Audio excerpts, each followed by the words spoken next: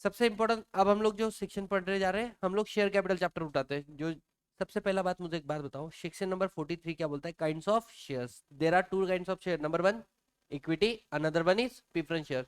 Equity share मतलब क्या? जो प्रेफरेंस नहीं हो। प्रेफरेंस मतलब क्या? जो इक्विटी नहीं बेटा, जिसको प्रेफरेंस मिलता है किस चीज का? Payment of dividend and repayment of capital.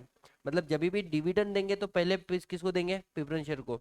जब कंपनी वाइंडिंग अप हो गई और हमारे प्रेफरेंस शेयर रिडीम नहीं हुए, वैसे तो प्रेफरेंस शेयर क्या हो जाना चाहिए? रिडीम ना। अगर मानो प्रेफरेंस शेयर रिडीम होने के पहले कंपनी क्या हो चुकी है? Winding up. उस समय में जब हम लोग आउटसाइडर को पैसा दे देंगे और जब बात आएगी मेंबर को देने की, तो मेंबर में पहले पैसा किसको देंगे? प्रेफरेंस को, और बाद में इक्विटी को। तो preference share always have preference of repayment काय का? Payment of dividend and repayment of capital in the event of winding up of the company. ठीक है। अब क्वेश्चन ये आता है सर, इक्विटी शेयर भी दो तरीके का होता है, एक होता है नॉर्मल इक्विटी शेयर और एक होता है डीवीआर, डिफरेंशियल वोटिंग राइट। अब डीवीआर क्या है आप लोगों को बहुत अच्छे से बताया, रिवीजन में डोंट एक्सपेक्ट कि भाई साहब कभी डिविडेंड शायद अलग मिलता है या वोटिंग राइट कभी इनको अलग मिल जाता है, तो that share is a DVR. DVR की कंडीशन क्या है? पहली बात ध्यान देना, पूरे शेयर कैपिटल में ओआर सिर्फ तुमको चार जगह पे चाहिए। नंबर वन, अगर तुमको डीवीआर इशू करना है तो यू नीड ओआर। अगर तुमको इसॉप इशू करना है तो पब्लिक कंपनी के केस में तो क्या चाहिए? एसआर। लेकिन प्राइवेट कंपनी के केस में क्या चाहिए? ओआर। इसके अलावा सर मुझे क्या चाहिए? बोनस इशू करना है तो क्या चाहिए? ओआर। या फिर मुझे अल्टरेशन ऑफ शेयर कैपिटल करना है अंडर सेक्शन नंबर 61, उसके लिए भी हमें क्या चाहिए? ओआर चाहिए। अदरवाइज अगर आप देखोगे तो हर जगह पे तुमको क्या दिखेगा? एसआर दिखेगा। क्या समझ में आ रहा है क्या? तो चार ऐसे जगह है जहां पे आपको क्या चाहिए? ओआर चाहिए। तो मुझे एक बात बताओ, डीवीआर के केस में क्या चाहिए? ओआर चाहिए। तो पहली कंडीशन क्या है? आर्टिकल में ऑथोराइज होना चाहिए कंपनी, तुम डीवीआर इशू कर सकते हो। दूसरा, तुमको क्या पास करना पड़ेगा? ओआर। और तीसरा, मैक्सिमम डीवीआर कितना हो सकता है? 74%, उससे ज्यादा नहीं। और अगर आप देखो तो एओए का बात हो गया, ओआर पास करना पड़ेगा, और उसके बाद में मैक्सिमम 74%। डीवीआर इशू कर रहे हो ना, तुम्हारे कंपनी में तीन डिफॉल्ट नहीं होने चाहिए। नंबर वन, कौन सा default? Subsisting default. Number two, कौन सा डिफॉल्ट? 3 इयर्स का डिफॉल्ट, पिछले 3 साल में डिफॉल्ट नहीं होनी चाहिए। और नंबर फाइव, ठीक है, 5 ईयर का default from the end of the financial year in which defaultment good. Sir तीनों में फर्क क्या है? सबसिस्टिंग डिफॉल्ट बोलता है जब तक ये डिफॉल्ट चल रहा है तब तक आप डीवीआर इशू, जैसे ही डीवीआर ये डिफॉल्ट तुमने क्या कर लिया? गुड किया, क्या नेक्स्ट डे तुम डीवीआर इशू कर सकते हो? यस, कर सकते हैं। दूसरा बोलता है 3 ईयर डिफॉल्ट, मतलब अगर तुमने डिफॉल्ट किया तो अगले 3 साल तक तुम क्या नहीं कर सकते हो? डीवीआर इशू नहीं कर सकते। और बेटा 5 ईयर डिफॉल्ट की बात अलग है। 5 ईयर डिफॉल्ट में बोला है अगर तुमने डिफॉल्ट किया और उस डिफॉल्ट को तुमने क्या किया? गुड किया। जैसे ही तुमने डिफॉल्ट को गुड किया, मानो 1 अगस्त 2025 को तुमने डिफॉल्ट को गुड किया, आप डीवीआर कब तक इशू नहीं कर सकते? 1 अगस्त 2025 से अगले 5 साल। हाँ या ना? अरे हाँ या ना? नहीं। Let the financial year and, मतलब 31 मार्च 2026, और इसके अगले 5 साल तक तुम क्या नहीं कर सकते हो? डीवीआर। सर अब ये क्या लिस्ट याद करनी पड़ती है? 110% याद करना पड़ेगा। ठीक है। सबसिस्टिंग डिफॉल्ट में क्या बोला है? बोले इक्विटी का डिविडेंड नहीं दिया, इक्विटी का डिविडेंड नहीं दिया, या तुमने डीडी का डिफॉल्ट कर दिया। सर डीडी मतलब डिपॉजिट और, अरे बोलो, डिवेंचर का डिफॉल्ट कर दिया। समझ में आ रहा है? या फिर तुमने क्या किया? प्रेफरेंस शेयर होल्डर को रिडीम करने में डिफॉल्ट कर दिया। जब तक ये डिफॉल्ट है तब तक डीवीआर नहीं इशू कर सकते हो। जिस दिन तुमने इस डिफॉल्ट को गुड कर दिया उसके बाद तुम डीवीआर इशू कर सकते हो कि नहीं कर सकते हो? बिल्कुल कर सकते हो। सर 3 साल का डिफॉल्ट क्या बोलता है? 3 साल का डिफॉल्ट बोलता है कि अगर तुमने फाइनेंशियल स्टेटमेंट और एनुअल रिटर्न दोनों भी पिछले 3 साल में कभी फाइल नहीं किए होगे, तो इन दैट केस आप अगले 3 साल तक क्या नहीं कर सकते हो? डीवीआर लेकर नहीं आ सकते हो।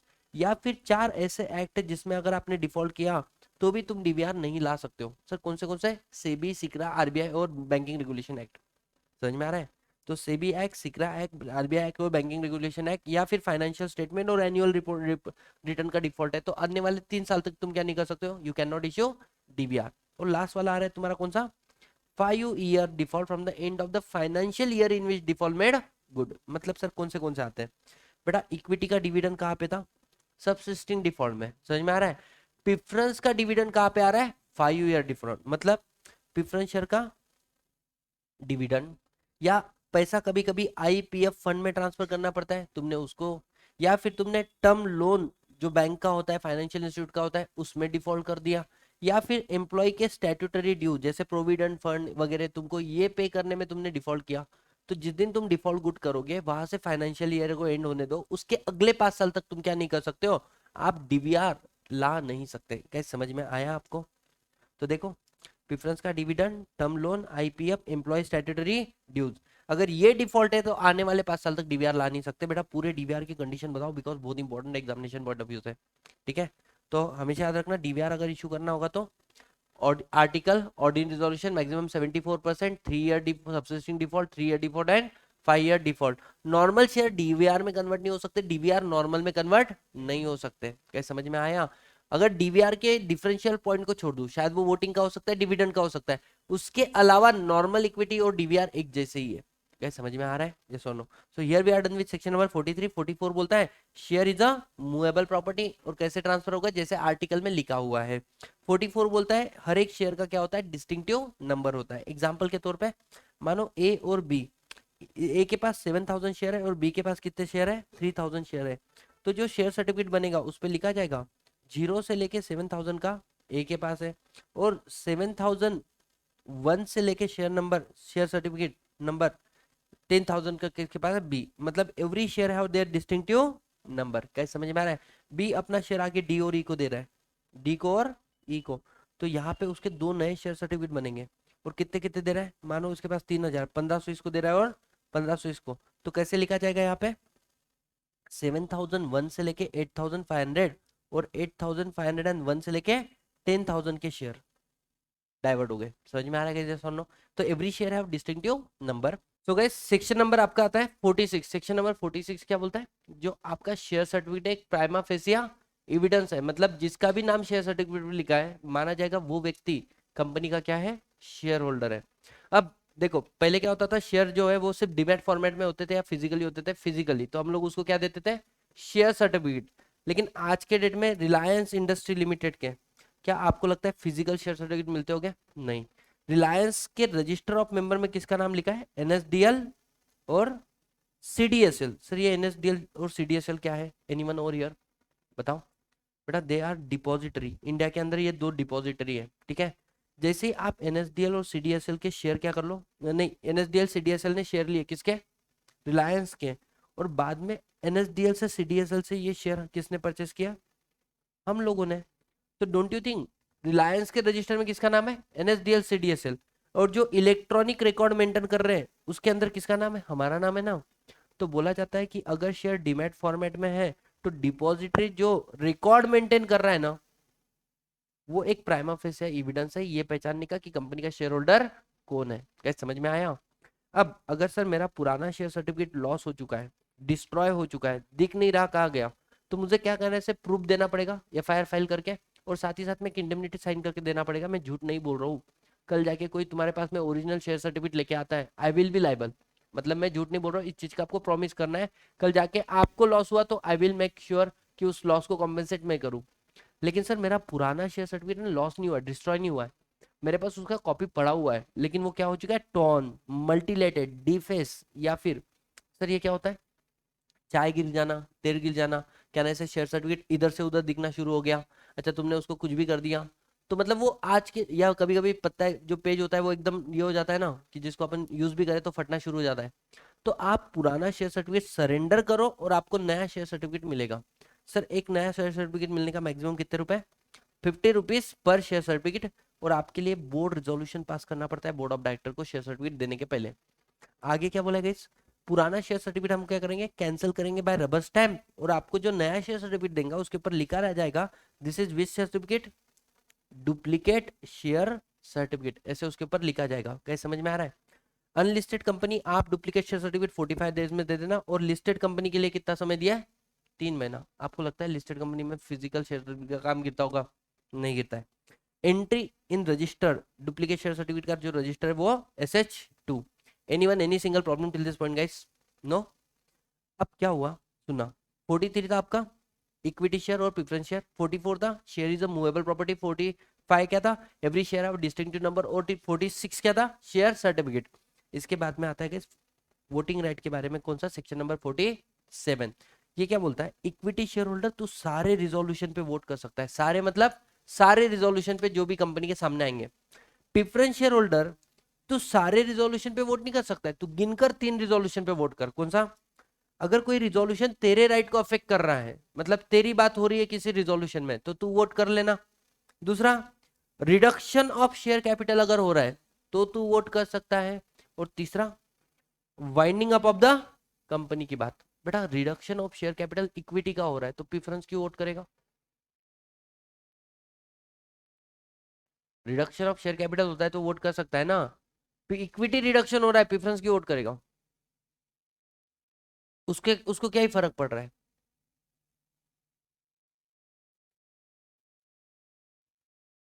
क्या नहीं, उसका कन्वर्जन का कोई बात ही नहीं है। मैंने बोला any resolution which affect your right, इसके अलावा रिडक्शन ऑफ शेयर कैपिटल, और तीसरा बात बोल रहा मैं वाइंडिंग अप में, तो वो वोट करेगा। रिडक्शन में वो वोट क्यों कर रहा है जबकि रिडक्शन हो रहा है इक्विटी का? तो क्या ऐसा हो सकता है कि मानो मेरी कंपनी बंद हो सकती है कुछ समय के अंदर, और जब भी कंपनी बंद होगी तो पहले पैसा किसको देना चाहिए? प्रेफरेंस को, और बाद में किसको देना चाहिए? इक्विटी को। आप ये रिडक्शन करके इक्विटी को देने का तरीका निकाल रहे हो पहले। मतलब रिडक्शन कर रहे हो, कैपिटल को कम कर रहे हो, तो इक्विटी वालों को पैसा दोगे ना। तो instead of giving money back to preference, उनको पहले नहीं देना और पहले तुमको इक्विटी को देना है। तो it is one of the way. समझ में आ रहा है? इसलिए they can vote on the resolution.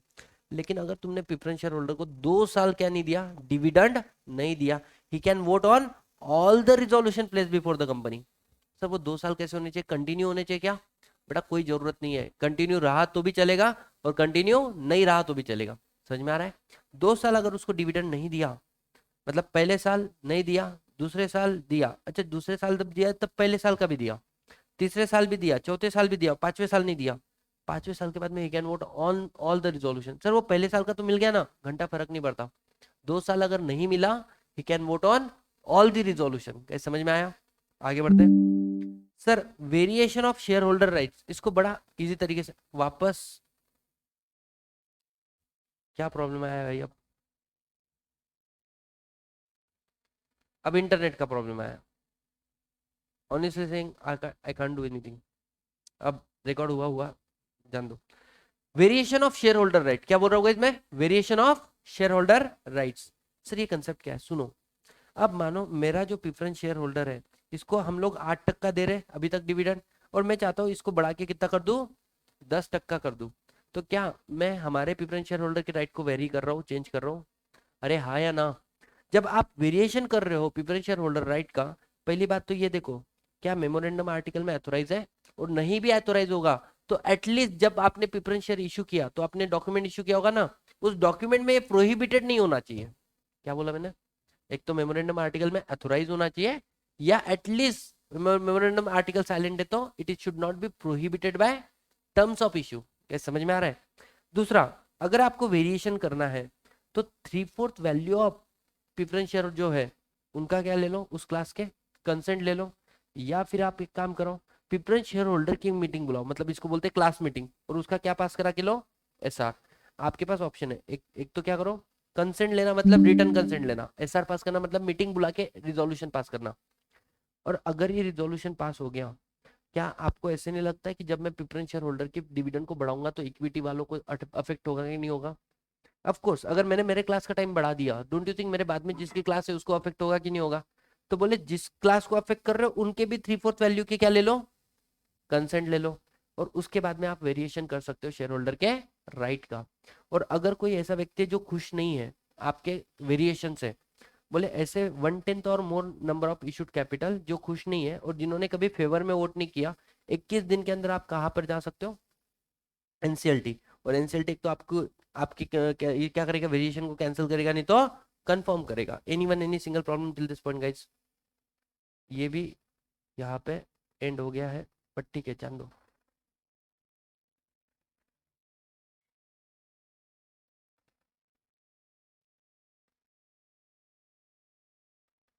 Cos second दो मेरे को। तो हम लोगों ने variation of share holder right पूरा पढ़ लिया। अब क्वेश्चन आता है section number 49, call on uniform basis. मान के चलो आपके पास फेस वैल्यू के क्या है, इक्विटी शेयर है, कितने? 1000 शेयर है, और 1000 शेयर में से तुम बोल रहे हो 300 शेयर होल्डर को तुम लोग 6 रुपए कॉल मनी पे करो, तुम 700 शेयर होल्डर को बोल रहे हो तुम लोग ₹2 कॉल मनी पे करो। समझ में आ रहा है? क्या ऐसे चलेगा या ऐसा नहीं चलेगा? नहीं चलेगा। मतलब जब भी आप मनी, आपका शेयर कैपिटल है, अनपेड वैल्यू है, वो बुलाओगे तो कैसे बुलाना पड़ेगा? यूनिफॉर्म बेसिस या रैंडम, कैसे भी बुलाओगे, यूनिफॉर्म बेसिस पे बुलाना पड़ेगा। लेकिन सुनो ना सर, हमारे पास है ना 1000 ऐसे इक्विटी शेयर है जिसका फेस वैल्यू कितना है? ₹10, और उसके पास पेड अप शेयर कैपिटल कितना है? ₹6। और 1000 ऐसे इक्विटी शेयर है जिसका फेस वैल्यू क्या है? ₹10, लेकिन उसका पेड अप शेयर कैपिटल कितना है? ₹4। बेटा ये इसको सेम क्लास मानूं या डिफरेंट क्लास मानूं? तो इसको डिफरेंट क्लास मानना पड़ेगा। It is not a same class. मतलब आपका फेस वैल्यू सेम है लेकिन पेड अप शेयर कैपिटल अलग अलग है ना, तो तुम इन दोनों पे अलग, मतलब मानो इस पे तुमने ₹4 मंगाए और इसके ऊपर तुमने ₹2 मंगाए, चलेगा। तो यहाँ पे लिखा भी है same face value but different paid up share capital को हम लोग सेम मानेंगे, अलग मानेंगे? अलग मानेंगे। गाइस यहाँ तक समझ में आया आप लोगों को? नेक्स्ट पॉइंट क्या बोलता है? 49 होने के बाद 50, कॉल इन एडवांस के बारे में। कॉल इन एडवांस मतलब क्या? कि मानो मेरे पास फेस वैल्यू का शेयर है ₹10 का, जिसमें का पेड अप शेयर कैपिटल कितना है? ₹4। और पेड अप शेयर मैंने मनी कॉल किया कितना? ₹2। अब कोई कोई ऐसा रहेगा एक आधा बंदा जो बोलता है दो दो दो रुपए क्या मांगते, बोले भिखार चोट जैसे। एक काम करो, मैं मेरे पूरे ₹10 जितने भी ₹6 एक साथ में दे रहा हूँ। तो क्या ना, ऐसे जो पैसा मैंने बुलाया नहीं वो पैसा भी वो एडवांस में दे रहा है। तो इसका जो ₹2 है वो तो चले जाएगा पेड अप शेयर कैपिटल में, और ऊपर का जो ₹4 है वो कहाँ पे चल जाएगा? Call in advance. समझ में आ रहा है? अब जो कॉल इन एडवांस का पैसा आया, ये कंपनी ले सकती नहीं ले सकती? ले सकती। कंडीशन है आर्टिकल में अथोराइज होना चाहिए, और आपको इस एडवांस के ऊपर क्या देना पड़ेगा? इंटरेस्ट देना पड़ेगा। समझ में आ रहा है क्या? अब हमारे सामने दूसरा क्वेश्चन क्या आता है सर? वैसे डिविडेंड हमेशा काय पे पे होता है? फेस वैल्यू पे। लेकिन अगर आर्टिकल अथोराइज करे तो डिविडेंड काय के ऊपर पे हो सकता है? Paid up share capital. Sir इसका मतलब क्या है? बड़ा सिंपल है, ध्यान देना।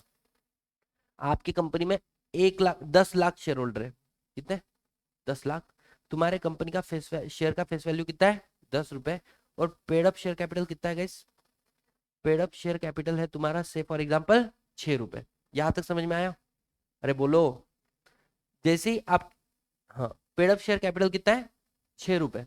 पंगा क्या हुआ कि तुमने कॉल मनी मंगाया, सॉरी डिविडेंड पे किया कितना? 20% तुमने डिविडेंड अलाउ किया। जैसे ही 20% डिविडेंड बोलोगे तो क्या ना, ऐसे वैसे तो ₹2 हो जाएगा। अरे हाँ या ना? लेकिन सोचो, अब 10 लाख लोगों को तुम लोग दो दो दो दो रुपए दे रहे हो, कितना हो गया वो? 20 लाख। डोंट यू थिंक अगर मैं पेड अप शेयर कैपिटल का 12% लूं तो कितना बड़ा सेविंग हो सकता है? सोचो। अरे सोचो नहीं, मतलब निकालो, कितना सेविंग हो सकता है? 20% ऑफ ₹6 इज 1.2 पैसा। मतलब पर शेयर होल्डर के पीछे 80 पैसा बच रहा है, और तुम्हारे पास 10 लाख शेयर होल्डर है तो कह रहे से ₹8 लाख बचेंगे। इसलिए वैसे तो नॉर्मली फेस वैल्यू पे होता है, बट एक अच्छा अच्छा बुद्धिमान व्यक्ति रहेगा जो मेमोरेंडम आर्टिकल ड्राफ्ट कर रहा है, वो क्या लिखेगा कि dividend paid up share capital पे होना चाहिए या फेस वैल्यू पे? और गलती से तुमने ड्राफ्ट करके लिख दिया फेस वैल्यू पे होना चाहिए, आर्टिकल में तुमने पेड अप शेयर कैपिटल नहीं लिखा, बड़ा वो काम तुम्हारे हाथ से चल जाएगा। ठीक है, आगे बढ़ते हैं। अब क्या मैं मेरे कंपनी का शेयर प्रीमियम पे इशू कर सकता हूँ? 10 का शेयर मैं, ₹1000 मार्केट वैल्यू है, ₹10 क्या है? फेस वैल्यू है, ₹1000 मार्केट वैल्यू है। मैं उसको इशू कर रहा हूँ मान के चलो ₹550 में। बताओ मैं प्रीमियम पे इशू कर रहा हूँ या मैं डिस्काउंट पे इशू कर रहा हूँ? अरे बोलो, प्रीमियम पे या डिस्काउंट पे? बड़ा कितने लोग बोलते हैं डिस्काउंट। देखो तुम एक तो हाँ कैटेगरी वाले होने चाहिए, ना कैटेगरी वाले होने चाहिए, तुम बीच वाली कैटेगरी के नहीं होने चाहिए। मैं बोल रहा हूँ फेस वैल्यू ₹10 है, मार्केट वैल्यू ₹1000, तुम इशू कर रहे हो कितने रुपए पे? बेटा ₹500 पे। बताओ कितने लोग बोलते प्रीमियम? हाथ खड़े करो। कितने लोग बोलते डिस्काउंट? थोड़ी सी शर्म मान दो। बिकॉज फेस वैल्यू के ऊपर जो होता है उसको प्रीमियम बोलते हैं। मार्केट वैल्यू के ऊपर को प्रीमियम नहीं बोलते, फेस वैल्यू के ऊपर को प्रीमियम बोलते हैं। ठीक है, तो अगर आपने प्रीमियम पे इशू किया हुआ है तो प्रीमियम अकाउंट आपको ट्रांसफर करना पड़ेगा। प्रीमियम अमाउंट कहाँ पे? सिक्योरिटी प्रीमियम अकाउंट में। सर एसपीए यूज हो सकता है मात्र 5 पर्पज के लिए। सर कौन सा है वो 5 पर्पज? मैंने बोला था बीबी आई नीड पप्पी। सर बीबी मतलब bonus, buyback, issue of share या डिबेंचर, उसके ऊपर जो आप कमीशन पे कर रहे हो, जो आप डिस्काउंट दे रहे हो, जो आप उसके ऊपर क्या पे कर रहे हो, इसके अलावा एक्सपेंसेस कर रहे हो, उसके लिए प्रिलिमिनरी एक्सपेंसेस राइट ऑफ करने के लिए, या फिर आप प्रीमियम पे कर रहे हो कब? At a redemption of preference shares. कैसे समझ में आया? इन चीजों के लिए तुम क्या कर सकते हो, इन चीजों के लिए तुम एसपीए अकाउंट को यूज कर सकते हो। इसके अलावा किसी और पर्पस के लिए यूज कर सकते हैं क्या सर? अगर इसके अलावा किसी और पर्पस के लिए यूज करना होगा, then you need to, other purpose के लिए करना होगा तो under section number 66 reduction of share capital बोलते हैं इसको, इसके लिए आपको एनसीएलटी का अप्रूवल लगेगा। वैसे समझ में आ रहा है, यस और नो? वैसे तो सिर्फ 5 पर्पस और 5 के अलावा किसी के लिए करना है तो एनसीएलटी का अप्रूवल यू नीडेड। समझ में आ रहा है? चलो, can I issue my share at a discount? बड़ा 10 रुपए का शेयर है, 1000 रुपए उसकी फेस वैल्यू है। I am issuing that share eight rupees 500, it is not a discount. I am issuing that share eight rupees 9, it is a discount. पहली बात, तुम डिस्काउंट पे शेयर इशू नहीं कर सकते हो। अगर तुमने शेयर काय के ऊपर इशू कर दिया डिस्काउंट पे तो उसको क्या माना जाएगा? वॉइड। बट दो ऐसे केसेस है जहां पर आप डिस्काउंट में इशू कर सकते हो। नंबर 1, अगर स्वेट इक्विटी शेयर इशू कर रहे हो, या फिर नंबर 2 क्या कर रहे हो आप, बोले डेब्ट को कन्वर्ट कर रहे हो शेयर में अंडर द डेब्ट रिस्ट्रक्चरिंग स्कीम या स्टैट्यूटरी रिजोल्यूशन प्लान। तो मतलब इन वाले केसेस के अंदर you can issue share at a discount, otherwise you can't issue share at a discount. कैसे समझ में आया सर? मेरे सामने क्वेश्चन आया section number 54, what is sweat equity share? Sweat equity share मतलब क्या? देखो यार, तुम्हारा कंपनी तुम्हारे लिए स्वेट बहा रहा है, मतलब मेहनत कर रहा है, उसने तुमको नो हाउ दिया, नॉलेज जो उसके पास है कि किसी प्रोडक्ट को बनाते कैसे हैं। इंटेलेक्चुअल प्रॉपर्टी राइट मतलब सर उसके पास कोई चीज का कॉपीराइट है, उसके पास किसी चीज का ट्रेडमार्क है, उसके पास किसी चीज का क्या है, पेटेंट है, उसके पास कोई इंडस्ट्रियल डिजाइन उसने डेवलप की हुई है, उसकी अपनी नॉलेज है जिसकी मार्केट में वैल्यू है, उसने वो चीज तुमको दे दी, या फिर वो तुम्हारी कंपनी को एनी हाउ वैल्यू एडिशन करके दे रहा है। इन दैट केस ऐसे एम्प्लॉय को इन ऑर्डर टू रिवॉर्ड, आप उनको रिवॉर्ड करना चाहते हो तो आप उसको क्या दे देते हो? स्वेट इक्विटी शेयर दे देते हो। समझ में आ रहा है? सर स्वेट इक्विटी शेयर हम लोग डिस्काउंट पे भी दे सकते हैं या कंसिडरेशन अदर देन कैश, मैंने उससे कुछ भी नहीं लिया, उसका इंटेलेक्चुअल प्रॉपर्टी लिया, पैसा लिया क्या? नहीं। अदर देन कैश लिया ना, उसके अगेंस्ट में इशू कर सकते हैं। किसको? एम्प्लॉय। बेटा एम्प्लॉय मतलब कंपनी का परमानेंट एम्प्लॉय होना चाहिए। वो पार्ट टाइम रहा तो चलेगा क्या? बेटा पार्ट टाइम रहा तो भी चलेगा, लेकिन वो परमानेंट नेचर का होना चाहिए। और दूसरा डायरेक्टर, फिर चाहे वो कंपनी के हो, होल्डिंग के हो, सबसे के हो, ठीक है। सर जो वो अपने को दे रहा है वो क्या है? Actually anticipated value, IPR, know how, या फिर कंसिडरेशन अदर देन कैश। ये सबसे इंपॉर्टेंट, इसको स्टार करो। आप एक साल में कितना डीवीआर इशू कर सकते हो? फॉर एग्जाम्पल मेरे कंपनी के अंदर 2 करोड़, 2 करोड़ का क्या है, रुको, इक्विटी शेयर कैपिटल है। Equity share capital, how much DVR I can issue? तो बोलता है पहला कंडीशन, कंडीशन 1, बोले एक साल के अंदर आप कितना इश्यू कर सकते हो पता है? 15% of paid up equity share capital और 5 crore whichever is higher. बेटा 15 करोड़, 15% निकालो, 2 करोड़ का कितना हो जाएगा? वाह बेटा, 30 लाख और 5 crore, whichever is higher is 5 lakh. लेकिन लाइफ टाइम में मैक्सिमम तुम कितना इश्यू कर सकते हो eight any point of time? 25%। और बेटा 2 करोड़ का 25% कितना हो जाएगा? अरे बोलो, 50 लाख। श्योर हो? ठीक है, मेरे को एक बात बताओ, वैसे तो 5 करोड़ बोल रहा है लेकिन मैक्सिमम कितना? 50 लाख। तो आइडियली तुम कितना इशू कर सकते हो? 50 लाख, उससे ज्यादा नहीं। तो देखो डीवीआर का लिखा in a year higher of 15% of equity plus 5 crore, और at any point of time किससे ज्यादा नहीं हो सकता है वो? 25% of paid up equity share capital. लेकिन स्टार्टअप कंपनी के लिए ये लिमिट 25 की जगह पे कितने परसेंट की है? 50% की। कैसे समझ में आया? नेक्स्ट क्वेश्चन तुम्हारा क्या रहेगा? इसको जब भी इशू करोगे, what resolution you are suppose to pass? SR, and that SR is valid for how many month? 12 month. यहाँ पर आपका क्या कंप्लीट हो गया?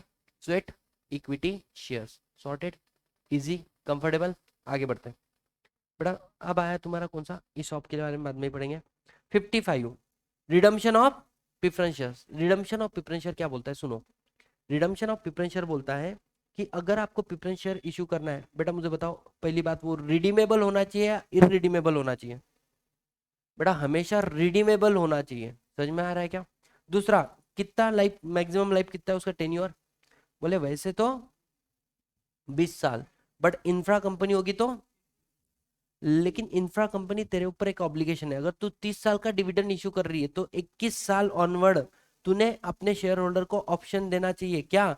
हर साल वो मिनिमम 10% क्या कर सकते हैं? पैसा रिडीम करते जा सकते हैं। मतलब 30 साल आएंगे तब तक 100% रिडीम हो जाएगा। क्वेश्चन ये आया गाइस, इरिडीमेबल प्रेफरेंस शेयर होगा या नहीं होगा? नहीं होगा। बैंकिंग रेगुलेशन एक्ट अलाउ करता है बैंकिंग कंपनीज को, ठीक है। अच्छा सुनो, तुम्हारे प्रेफरेंस शेयर कंपनी के एग्जिस्टिंग प्रेफरेंस शेयर है, वो तुमसे नाराज है, क्या तुम नए डीबीआर प्रेफरेंस शेयर इशू कर सकते हो? बेटा घर वालों को खुश नहीं कर रहे हो, बाहर काय को मुंह मार रहे हो, समझ में आ रहा है क्या? तो अगर तुम्हारे घर वाले प्रेफरेंस शेयर मतलब एग्जिस्टिंग प्रेफरेंस शेयर का डिफॉल्ट है, you can not issue new preference share. Sorted guys, एकदम आराम से। तो ये सारी बातें, और what you are suppose to pass is SR. तो आर्टिकल में लिखा होना चाहिए एसआर पास करना पड़ेगा, एग्जिस्टिंग डिफॉल्ट नहीं होना चाहिए, है ना। अब सर मेरे को प्रेफरेंस शेयर का करना है रिडम्पशन, प्रेफरेंस शेयर का क्या करना है? रिडम्पशन। 100 रुपए का प्रेफरेंस शेयर है और तुमको रिडीम करना है 120 रुपए में। बेटा क्या बोला मैंने? अब ये फिर से ऑनलाइन में प्रॉब्लम चल नहीं आया, नसीब। 100 रुपए का प्रेफरेंस शेयर है और तुमको रिडीम कितने पे करना है? 120 रुपए पे। क्वेश्चन ही आया, सर रिडम्पशन के लिए मैं पैसा कहाँ से लेकर आऊँ?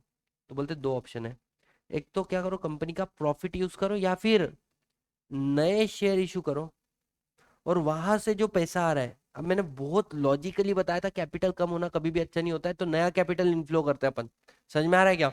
तो एक तो प्रॉफिट यूज करो या फिर न्यू कैपिटल कैपिटल इशू करो और वहां से जो पैसा है वहां से रिडीम करो। तो ये हो गया तुम्हारा कौन सा? 100 रुपए की ट्रीटमेंट। सर 120 रुपए में 20 रुपए एक्स्ट्रा प्रीमियम अमाउंट है, उसके लिए मैं क्या यूज कर सकता हूँ? एक तो तुम क्या यूज करो, प्रॉफिट, या फिर तुम यूज करो premium on redemption of preference share. याद आ रहा है? हाँ। सर आप सुनो ना, जो पैसा मैंने मतलब प्रॉफिट का यूज किया up to nominal value, I am not saying face value. अगर तुमने नया शेयर इशू किया तो क्या ना, इससे कैपिटल कम नहीं होगा, कैपिटल बढ़ जाएगा वापस।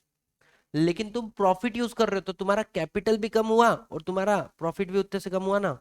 ये क्या बोलते हैं? Amount equivalent to face value transfer कर दो कहाँ पे?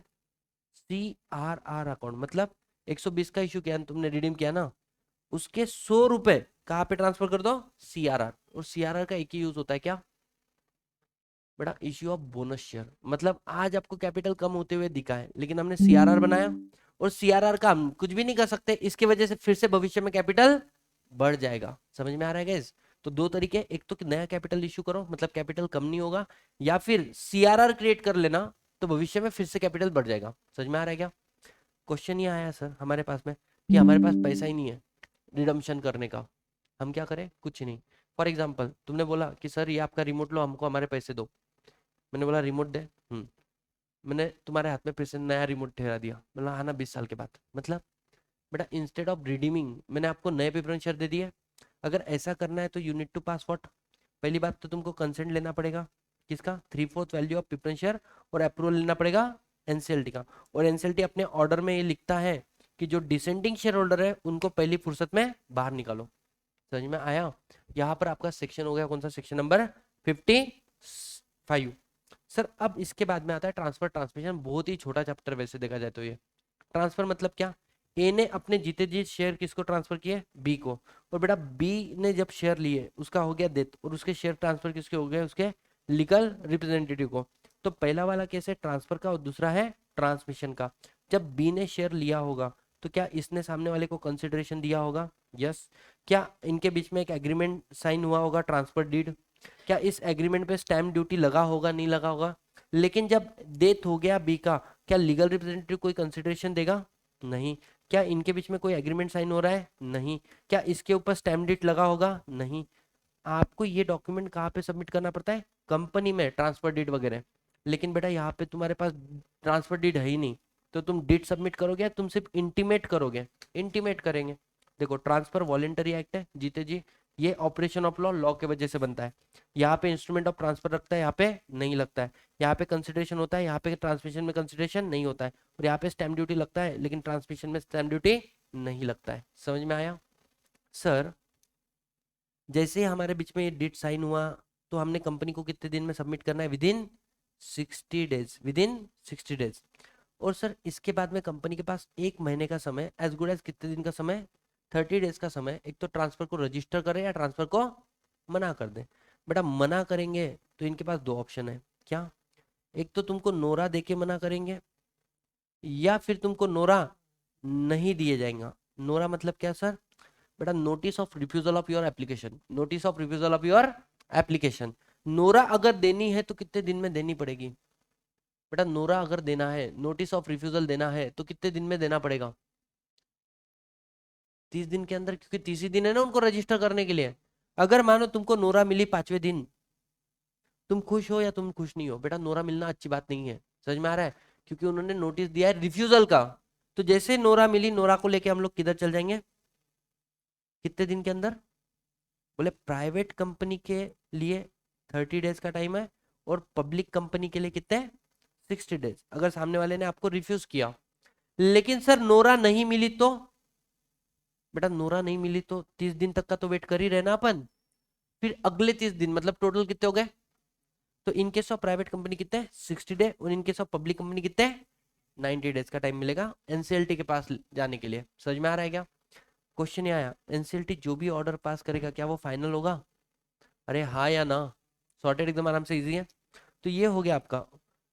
देखो नेक्स्ट पॉइंट क्या बोला हुआ है कि सर 30 डेज में इन्होंने अपने को क्या देना चाहिए? Notice of refusal. अगर नोटिस ऑफ रिफ्यूजल दिया प्राइवेट कंपनी में 30 डेज में एनसीएलटी, पब्लिक में 60 days, and if no notice of refusal then 60 days and 90 days. Guys समझ में आया? अरे हाँ या ना? क्वेश्चन ये आया कि मानो I am not a share holder but I am pretending that I am a share holder. I am not suppose to receive dividend but I am receiving the dividend. Don't you think मैं गलत कर रहा हूँ company के साथ? तो should I be punishable? Yes you should be punishable. ठीक है। और लास्ट वाला पॉइंट गाइस, अगर मानो तुम्हारा नाम रजिस्टर ऑफ मेंबर में डाला जबकि डालना नहीं चाहिए था, you are not a member, you are a member, फिर भी तुम्हारा नाम रजिस्टर ऑफ मेंबर में से हटा दिया। अच्छा, ए ने शेयर किसको ट्रांसफर कर दिए? बी को। लेकिन आप बी का नाम डालने के लिए लेट कर रहे हो, या फिर आप ए का नाम हटाने के लिए अननेसेसरी डिले कर रहे हो। क्या बोला मैंने? You are a member, you are not a member but your name is enter, you are member but your name is omitted, your name should be there because you are transferee, but नाम डालने में कर रहे delay. आपका नाम हटना चाहिए लेकिन नाम हटाने में कर रहे डिले। ऐसे केस में आप किसके पास चल जाओ? एनसीएलटी के पास, और एनसीएलटी अपना ऑर्डर पास करेगा फाइनल वाला। और सर अगर इन्होंने ट्रांसफर ट्रांसमिशन करते वक्त किसी भी लॉ का उल्लंघन किया, कौन से 4 लॉ है? सिक्रा, सेबी, कंपनी एक्ट और एनी अदर लॉ, जैसे बैंकिंग कंपनी के केस में बैंकिंग रेगुलेशन एक्ट, टाइर मुंह ऊपर कर। ठीक है। इन दैट केस अगर कॉन्ट्रवेंशन हुआ तो भी हम लोग कहाँ पे चल जाएंगे? एनसीएलटी के पास। Any one any single problem? Sorted है एकदम आराम से। सर अब ट्रांसफर एंड ट्रांसमिशन हो गया खत्म। 60 क्या बोलता है सेक्शन नंबर, कि अगर मानो आपने कोई ऑफिशियल डॉक्यूमेंट इशू किया और जिसके अंदर तुमने क्या लिखा है? तुम्हारे कंपनी के एथोराइज कैपिटल के बारे में लिखा। मेरे भैया के कंपनी का एथोराइज कैपिटल 210 करोड़ है, मैंने बताया था आपको। ठीक है।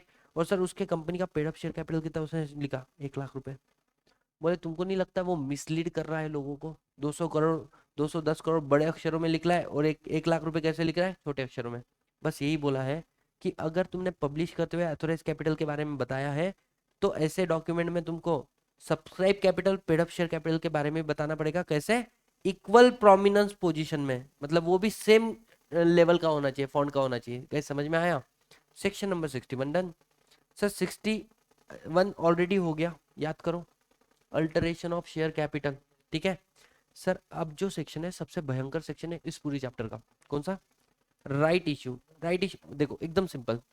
कंपनी जब भी अपने फर्दर इश्यू ऑफ शेयर करेगी, सबसे पहले ऑफर किसको देगी? एग्जिस्टिंग शेयर होल्डर को, कि भाई अगर तेरे पास 10 शेयर है तो तू मेरे कंपनी के 3 शेयर ले सकता है। जैसे मैंने तुमको मेरा प्रैक्टिकल एग्जांपल दिया था कि मेरे पास एक कंपनी थी साधना नेटवर्क, उसके कितने 510 शेयर थे, और उन्होंने बोला था कि आपको कितने शेयर के पीछे? 3 शेयर के पीछे 1 शेयर मिलेगा। याद आ रहा है क्या? और मेरे को कितने शेयर ऑफर किए थे इन्होंने? 170 शेयर। ठीक है। तो company when ever come out with the further issue of share, सबसे पहला किसे ऑफर करेगी? वो एग्जिस्टिंग शेयर होल्डर को ऑफर करेगी। अच्छा, एग्जिस्टिंग शेयर होल्डर के पास 2 ऑप्शन है क्या? एक तो वो हाँ बोल दे मैं ले रहा हूं, या फिर वो ना बोल दे मैं नहीं ले रहा, या फिर वो अपने राइट को क्या करे? रिनाउंस कर दे, किसी और को ट्रांसफर कर दे। और बेटा अगर वो साइलेंट बेटा रहा, इसका मतलब एज गुड एज उसने क्या बोल दिया है? ना बोल दिया है। क्या समझ में आया? और अगर मानो ना उसने अपने राइट को रिनाउंस किया, ना उसने हाँ बोला, तो उसकी तरफ से मना है, तो क्या उसके share, share hold board of director किसी और को भी दे सकता है? हाँ। मैंने क्या किया था, मेरे को eligible, I am eligible for 170 share, लेकिन मैंने अप्लाई किया था 340 शेयर। कितने? रीजन बिंग, क्यों 340 शेयर के लिए मैंने अप्लाई किया था उनको? बिकॉज मेरे को पता था कितने सारे लोग ऐसे हैं जिनको राइट इशू के लिए अप्लाई नहीं करते आता, तो उनके शेयर तो बर्बाद होंगे ना। मैंने बोला मैं रेडी हूँ। समझ में आ रहा है? वो शेयर का रेट चालू था 46 रुपीज, और मुझे कितने रुपए में मिला वो एक शेयर? 6 रुपए 6 0 6 पैसा उस समय में। Try to understand. और मेरे को टोटल कितने शेयर मिले? 170। I am eligible, but I received 186 share. क्यों? Because I applied for 340 shares. समझ में आ रहा है? मतलब किसी ने तो भी राइट को एक्सरसाइज नहीं किया, क्या उसका राइट मुझे ट्रांसफर हुआ कि नहीं हुआ? यस। क्या आप ये राइट ऑफ रिनाउंसिएशन को रोक सकते हो? हाँ, आर्टिकल में लिख के। अगर आप चाहो तो आर्टिकल में बात लिख दो, आप इस राइट को सामने वाले के रोक सकते हो। कैसे, समझ में आया? अब सर क्वेश्चन ये आया, पहले तो कंपनी हमें क्या इशू करेगी? Letter of offer. बेटा ऑफर पीरियड कितने दिन का रहेगा? मिनिमम 7 डेज का, मैक्सिमम 30 डेज का। लेकिन प्राइवेट कंपनी के केस में 90% मेंबर एग्री कर दे तो 7 डेज से छोटा भी ऑफर पीरियड रह सकता है। ये लेटर ऑफ ऑफर हमें कितने दिन पहले मिलना चाहिए? कम से कम ऑफर पीरियड ओपन होने के 3 दिन पहले। लेकिन क्या 90% मेंबर एग्री कर ले तो ये भी टाइम हम लोग कम कर लेंगे प्राइवेट कंपनी के केस में? Of course, that's it. We are done with what? Right issue of shares. अब आ रहा है ESOP, employee stock option plan. Try to understand. बेटा जो स्वेट इक्विटी था वो तुमने एम्प्लॉय को क्यों दिया था? As a reward of their efforts. ये तुम इसॉप क्यों दे रहे हो? एज अ क्या बोल सकते हैं, इंसेंटिव। इंसेंटिव नहीं दे रहे हो, लालच दे रहे हो। तुम उनको ग्रेड क्रिएट कर रहे हो कि मेरे कंपनी में टिक, 1 साल के बाद में तेरे को मैं 1000 शेयर दूंगी। मतलब आज मैं तेरे को ऑप्शन दे रही हूँ। मतलब कैसे? फॉर एग्जाम्पल, आज मेरे शेयर का मार्केट रेट क्या चालू है? 100 रुपए। फेस वैल्यू क्या है मेरे शेयर का? 10 रुपए। अगर तू मेरे कंपनी में 2 साल रुक जाएगा तो उस समय में मैं तुझे मेरे कंपनी के 500 शेयर दूंगी। कंपनी बोल रही है 500 शेयर दूंगी सतीश भाई थी। कितने रुपए में? मात्र 50 रुपए में। क्या ये पॉसिबिलिटी उस दिन मेरे शेयर के रेट 1000 रुपए भी चले, लेकिन मुझे कितने में मिलेंगे? 50 रुपए में। क्या ये पॉसिबिलिटी उस दिन मार्केट के शेयर के भाव 20 रुपए भी हो सकते हैं? क्या मुझे लेना मैंडेटरी होगा या ऑप्शन होगा? एम्प्लॉय स्टॉक ऑप्शन प्लान है, ऑब्लिगेशन प्लान नहीं है। समझ में आ रहा है? तो यहाँ पे क्या बोला हुआ है कि it is a option given to the employee director of the company, कि आप भविष्य में क्या कर सकते हो? हमारे शेयर परचेस कर सकते हो। कब? आज या फ्यूचर डेट पे? फ्यूचर डेट पे। और किस प्राइस पे? प्री डिटरमाइंड प्राइस पे। इसके लिए भी क्या पास होता होगा? SR। लेकिन प्राइवेट कंपनी के केस में OR।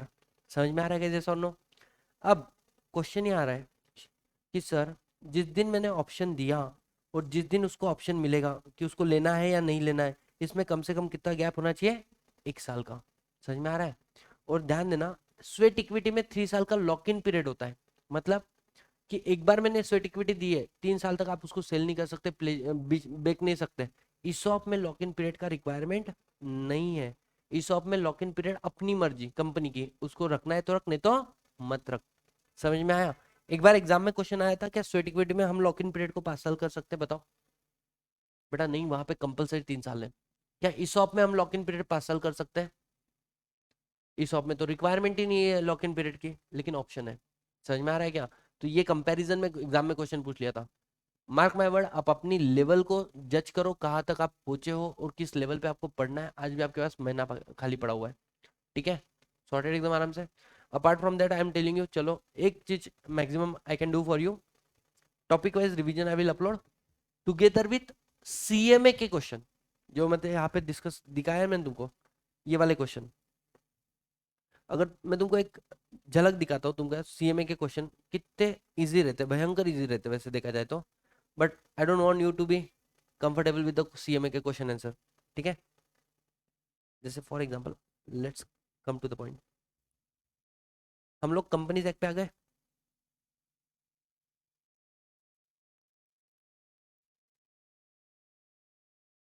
ये तुम्हारा ये वाला है, क्या बोल सकते हैं, इथिक्स। वाइंड। हाँ, ये देखो, कंपनीज एक्ट पहला क्वेश्चन क्या है? अल्ट्रा वायरस, एकदम स्ट्रेट फॉरवर्ड क्वेश्चन रहते तुम्हारे। दूसरा, memorandum of company sign by 2 adult member, है ना? तो certificate of incorporation is the conclusive evidence उसके ऊपर। Explain the provision of regarding the document containing offer security, मतलब प्रोस्पेक्टस, सेक्शन नंबर 25। इसके अलावा, company want to buy back of the share. तुमको straightforward question आता है एकदम। But मेरा मानना है कि केस स्टडी के एंगल से पढ़ोगे तो ये सारे क्वेश्चन मैं अलग से डिस्कस करके तुमको अवेलेबल करा दूंगा, बट द थिंग इज अभी तुम लोग क्या करो, अपना 100% दो, केस स्टडी के एंगल से रेडी हो, ठीक है। आगे बढ़ते गए सर, ईसॉप हम लोग किसको नहीं दे सकते। पहली बात तो एम्प्लॉय का डेफिनेशन सेम है, सिर्फ यहाँ पे फर्क क्या किया है कि डायरेक्टर में तुम ईसॉप नहीं दे सकते इंडिपेंडेंट डायरेक्टर को। इसके अलावा ऐसे डायरेक्टर जिसके पास ऑलरेडी कितने टक्के शेयर है, 10%। क्यों? ढोकले के पास ऑलरेडी 10% शेयर है, उसको क्या वो लालच दे रहे कंपनी में टिकने का, समझ में आ रहा है। और बेटा किसको नहीं दे सकते, प्रमोटर और प्रमोटर ग्रुप को। क्यों? बेटा अगर तुमको तुम्हारे कंपनी में नहीं टिकने की इच्छा हो रही तो बाहर वाले तुम्हारी कंपनी में कैसे टिकेंगे, समझ में आ रहा है। तो प्रमोटर ग्रुप को दे नहीं सकते। क्या मैं बोल सकता हूँ we are done with the ESOP as well? अरे हाँ या ना सर, क्वेश्चन ही आता है। कन अब देखो, तुमने देखा राइट इश्यू मतलब किसका ऑफर है रे, अधिकार है पहला एग्जिस्टिंग इक्विटी शेयर होल्डर का।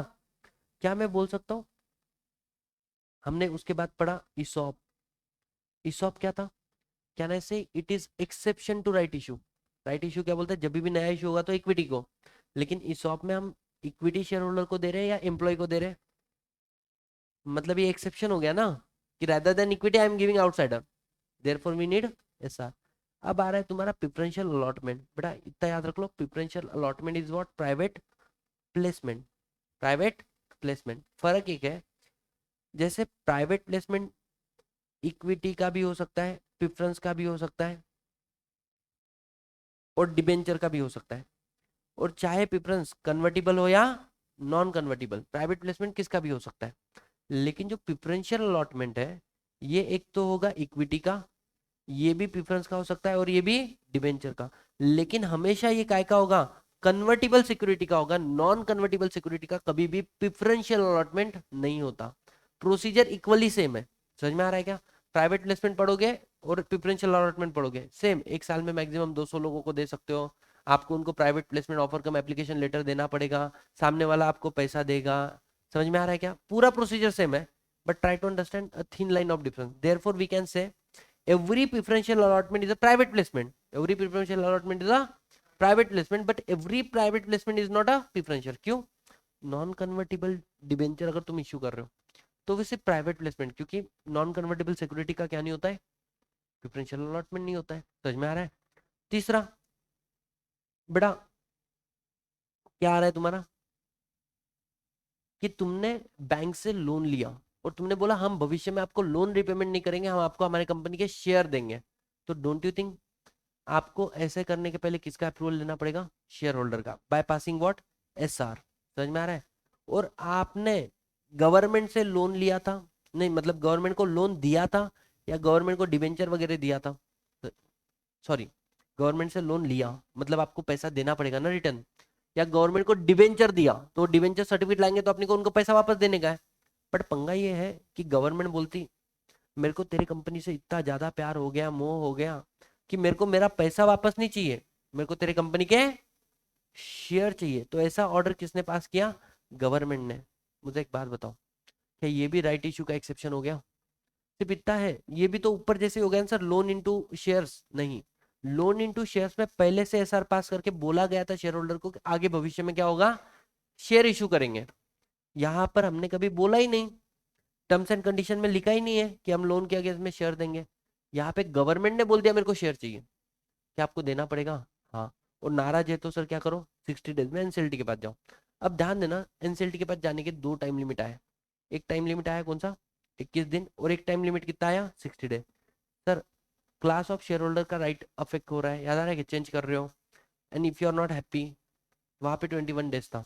और यहाँ पर अगर बात करूँ इस वाले केस में तो क्या हुआ है, 60 डेज। सॉर्टेड है, इजी है सर। तो देखो सेक्शन 62 क्या बोलता है, खत्म हो गया। Right issue, ESOP, preferential allotment, convertible loan and government का ऑर्डर। Anyone any single problem, no. अब पूरा चैप्टर ही खत्म है, कुछ भी नहीं है। नेक्स्ट क्वेश्चन आ रहा है तुम्हारा बोनस। बेटा बोनस दे रहे हो तो सिर्फ दो बातें याद रखना, सोर्सेस क्या है, free reserve, security premium account and CRR. बेटा सीआरआर का सिर्फ एकमात्र यूज है ना, बोनस। और जब भी बोनस दे रहे हो तो क्या पास करना पड़ेगा, ओआर। कभी भी बोनस तुम पार्टली पेड नहीं दे सकते हो, बोनस हमेशा कैसा देना पड़ता है बेटा, फुल्ली पेड होना चाहिए। मतलब तुम 1 लाख शेयर मुझे दिए, बोले सतीश भाई थी 2 रुपए पेड पे, 8 रुपए पर शेयर दे दो, नहीं चाहिए मेरे को बोनस, ले जाओ। 8 लाख रुपए किधर से लाके दूं मैं तुमको? तो बोनस कभी भी देना है तो उपकार दिखना चाहिए, वो उसमें पूरा फ्री में दो। समझ में आ रहा है? पार्टली पेड बोनस होता है या नहीं होता है? नहीं होता है। सॉर्टेड केस एकदम आराम से। अब सर इसके बाद में आया सेक्शन नंबर 64। क्या बोलता है guys ये? तुमने अल्टरेशन ऑफ शेयर कैपिटल किया है, सीजी का ऑर्डर आया कि उनके लोन को काय में कन्वर्ट कर दो, शेयर्स में, या रिडम्पशन ऑफ प्रेफरेंस शेयर किया होगा, आपको आरओसी के साथ में एक फॉर्म फाइल करना पड़ता है। कौन सा? SH7। कोई सेंस है इस सेक्शन का? कुछ भी नहीं। 65 is not in your syllabus, 61 is already done. अरे याद आ रहा है ना? अब आ रहा है रिडक्शन ऑफ शेयर कैपिटल, सबसे इंपॉर्टेंट। नजर हटी दुर्घटना घटी, एग्जाम्पल के साथ में बता रहा हूँ, ठीक है? Sir reduction of share capital मतलब क्या होता है? देखो मैं तुमको अभी एक बात बताता हूँ। मैंने 10 लाख का कैपिटल था, एथोराइज कैपिटल, याद आ रहा है? एग्जाम्पल, इश्यू कितना किया था मैंने? 8 लाख। और लोगों ने कितने रुपए का शेयर सब्सक्राइब किया? बेटा 6 लाख का सब्सक्राइब किया, याद आ रहा है? अगर मैं ऐसा कैपिटल को छेड़ू जो मैंने इश्यू ही नहीं किया, या ऐसे कैपिटल को कैंसिल करूं जो मैंने इश्यू तो किया लेकिन लोगों ने सब्सक्राइब, इसको क्या बोलते हो? Alteration of share capital.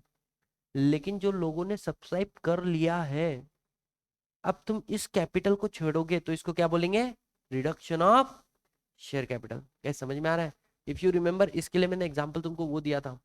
मान के चल तुम्हारी बहन है, तुमने उसके कान कान में झापड़ लगा दिया, मम्मी ने कान में झापड़ लगा दी, तो मम्मी किसको पूछने वाली क्या? पहले नहीं। लेकिन उसकी शादी हो चुकी है। अब झापड़ लगाने के पहले क्या सोचना पड़ेगा 2 बार? क्यों? तो बेटा देख, जैसे अभी सिद्धि का केस लेते हैं, सिद्धि की शादी नहीं हुई है, ये इस कैटेगरी में पकड़ो। मम्मी ने मारने के पहले किसको सोचना है? नहीं। अब सिद्धि की ऐसा हो गया, उम्र बढ़ गई, सिद्धि को ऑफर तो किए 10 लोगों को, किसने एक्सेप्ट नहीं किया अभी तक? मतलब इश्यू बट नॉट सब्सक्राइब। अब इसको मारते वक्त भी क्या किसी को पूछेंगे? नहीं। लेकिन अगर सिद्धि को इश्यू कर दिया है मतलब शादी होगी, अब मारने के पहले एक बार जवाई जी के पास देखना पड़ेगा कि नहीं देखना पड़ेगा? कवर साहब को गुस्सा नहीं आना चाहिए, इसलिए क्या बोलते हैं? एनसीएलटी का कंसेंट लेना पड़ेगा, प्लस आपको क्या क्रेडिटर का भी कंसेंट लेना पड़ेगा? अरे हाँ या ना? डन।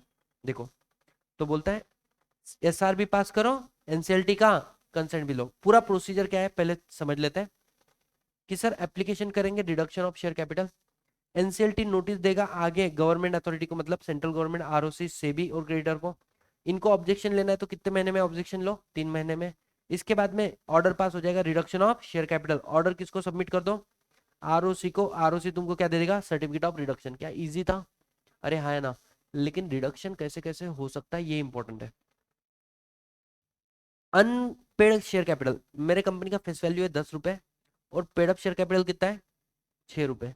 बताओ कितनी, कितना लाइबिलिटी अभी भी तुम्हारा बाकी है? तुम्हारा लाइबिलिटी अभी भी बाकी है 4 रुपए। बेटा मैंने मेरे कंपनी का फेस वैल्यू कर दिया 6 रुपए, बताओ तुम्हारी लाइबिलिटी क्या हो गई? 0। एक्सटिंग्विच हो गई ना? या फिर मैंने मेरे कंपनी का फेस वैल्यू कर दिया कितना? 8 रुपए, तुम्हारी लाइबिलिटी कितनी बची है अब? 2 रुपए। कैसे समझ में आया? इसका मतलब मैं क्या बोलूंगा, एक तो मैंने मेरे मेंबर की लाइबिलिटी को खत्म कर दिया, जो इश्यू कैपिटल उसको छेड़ रहा हूँ ना, या फिर उसकी लाइबिलिटी को रिड्यूस, मतलब मे और मे नॉट रिड्यूस और मे और मे नॉट एक्सटिंग्विश। दूसरा क्या है? Paid up share capital lots. बेटा मेरी बैलेंस शीट है, बैलेंस शीट में पेड अप शेयर कैपिटल दिख रहा है 20 लाख रुपीज का, और अदर लाइबिलिटी मेरी दिख रही है कितनी? 40 लाख रुपीज की, और मेरी एसेट कितने की दिख रही है? 60 लाख रुपीज की। समझ में आया? पंगा क्या हो गया? जो एसेट मैंने अभी रिसेंटली परचेस करके लेकर आया था 5 लाख रुपए की, वो 5 लाख रुपए हो गए लॉस। लॉस मतलब कैसे?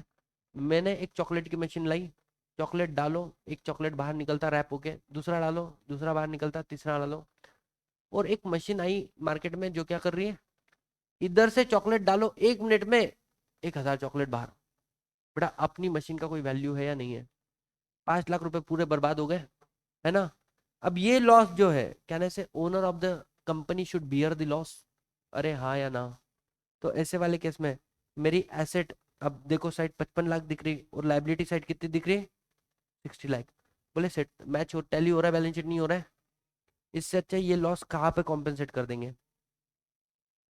15 लाख। मतलब फेस वैल्यू कितना है? से फॉर एग्जाम्पल 10 रुपए, पेड अप शेयर कैपिटल कितना है? 10 रुपए। कुछ भी देने का बाकी है क्या? नहीं। लेकिन मैंने क्या किया, जो लॉस है उसको इधर सेट ऑफ मार डाला। मैंने बोला तुम्हारा पेड अप शेयर कैपिटल मैं मानूंगा सिर्फ 8 ही रुपए। क्यों सर 2 रुपए? बेटा वो लॉस में मैंने सेट ऑफ कर दिया। मतलब अब मुझे एक बात बताओ, आपकी लाइबिलिटी कितनी है? 2 रुपए बाकी है। अब मेरे पास दो ऑप्शन है, मैं फेस वैल्यू भी 8 रुपए कर दूं तो आपकी लाइबिलिटी 0 हो गई। मैंने फेस वैल्यू कर दिया 9 तो आपकी लाइबिलिटी 1। और मैंने फेस वैल्यू अभी भी कितना रखा है, 10 रुपए, मतलब आपकी लाइबिलिटी कितनी है, 2 रुपए। समझ में आया? This is also called reduction of share capital. यहाँ पे आप जो पैसा आया उसको गायब कर दिया। और लास्ट वाला क्या हुआ है तुम्हारा, पे ऑफ द एक्सेस। पे ऑफ द एक्सेस मतलब तुम्हारा फेस वैल्यू है 10 रुपए और पेड अप शेयर कैपिटल भी कितना है, 10 रुपए। बेटा मेरे पास इतना पैसा है, मेरे को खुद को समझ में नहीं आ रहा है इस पैसे के साथ में करूँ तो करूँ क्या।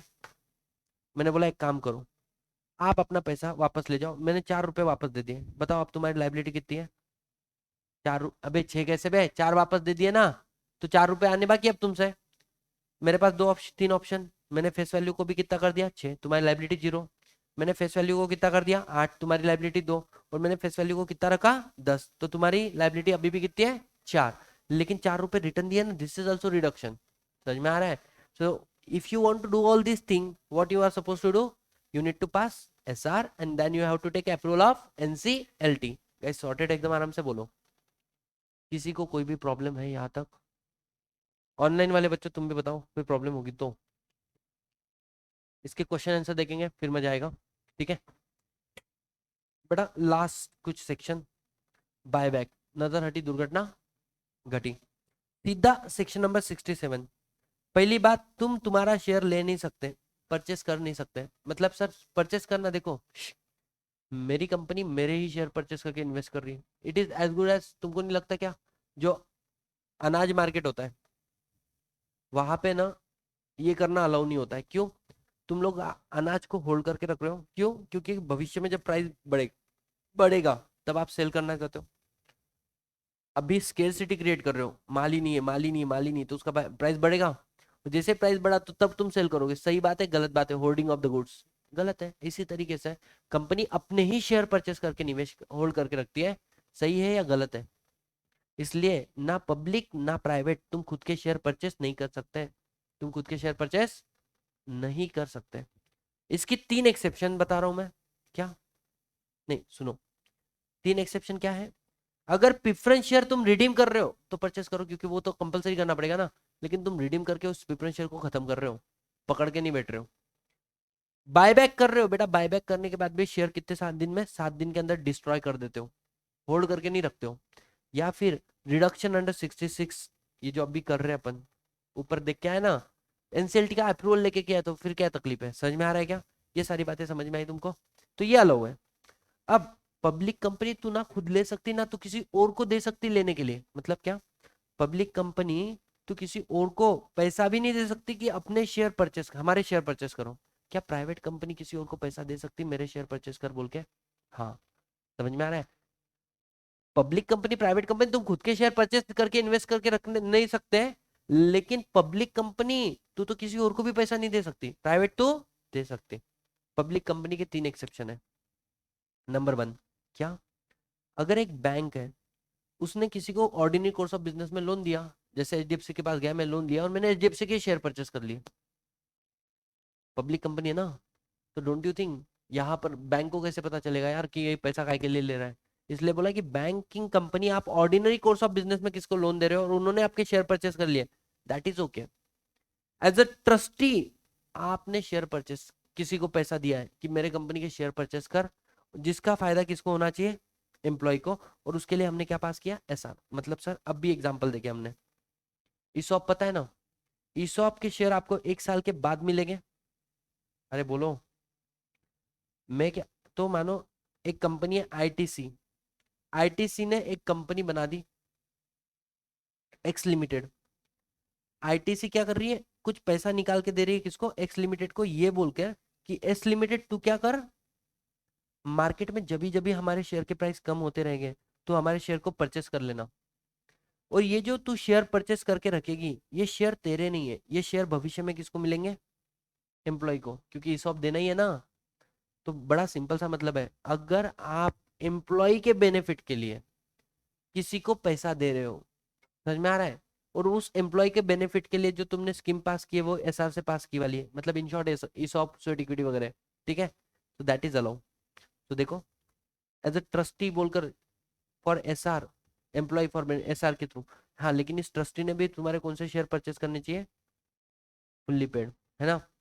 और लास्ट वाला, आप अपने एम्प्लॉय को भी पैसा दे सकते हो, अपने एम्प्लॉय को भी पैसा दे सकते हो, किस चीज के लिए, to purchase your fully paid up share. लेकिन वो एम्प्लॉय कौन नहीं होना चाहिए, डायरेक्टर और केएमपी, और मैक्सिमम कितना, 6 मंथ की सैलरी, उससे ज्यादा नहीं।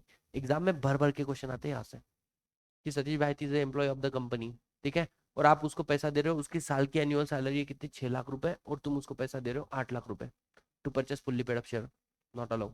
उसको आप पैसा दे रहे हो 5,50,000 रुपए, नॉट अलाउ। उसको आप पैसा दे रहे हो 3,50,000 रुपए, नॉट अलाउ।